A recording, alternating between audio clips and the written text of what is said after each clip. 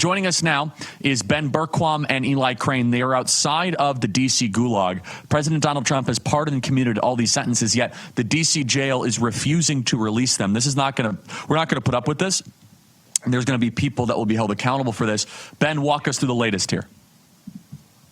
Hey, Charlie. We're outside the jail right now. As you said, as far as we know, there's 21 inmates. We're trying to get an update. Actually, Congressman Crane is on the phone with the PIO as we speak. He's going to join us in just a second. We've got a group of at least 50 people across the street that are out here, including Ashley Babbitt's mom, Nikki, and Suzanne Monk, and a lot of these people that have been fighting this vigil for over 900 days, 903 days. President Trump announced the pardon. He signed the pardons of all of these January 6thers, and apparently the D.C. Gulag is still holding 21 of them. We've got word that 3 or 4 are anticipated to be released any minute now, but what's crazy, Charlie, is we have prisoners that have been released from other states that are coming to join the vigil out here until all these guys are released. They were released at between midnight and 3 a.m. They've had time to get down here to join us, but we still have D.C. prisoners being held right now.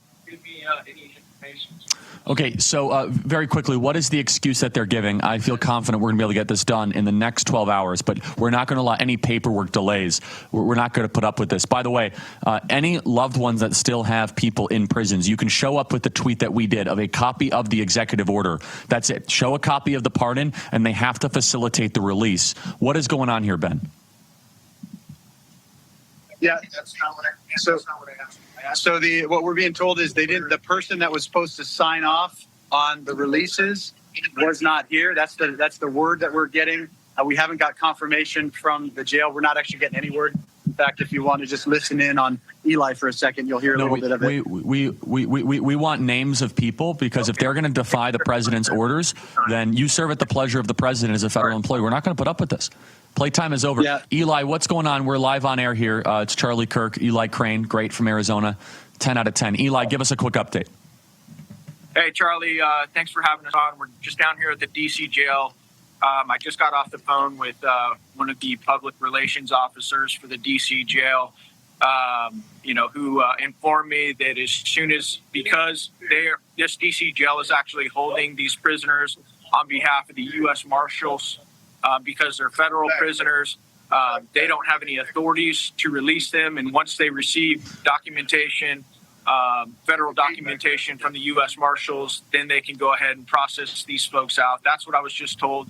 And so we're going to continue to stay down here, put pressure, and get as many answers that we can. These guys. This is BS. We're not going to put up with this. First of all, the U.S. Marshals are not some sort of they're not their own branch of government. I must have missed Article 8 of the U.S. Constitution, where the U.S. Marshals are their own part of. No, they serve at the pleasure of the president. The president has given direct orders, and let this be a warning. I hope they're listening. I don't care if you're a U.S. Marshal or a warden or the Bureau of Prisons. You guys are defying the president. You guys very well could be investigated for this.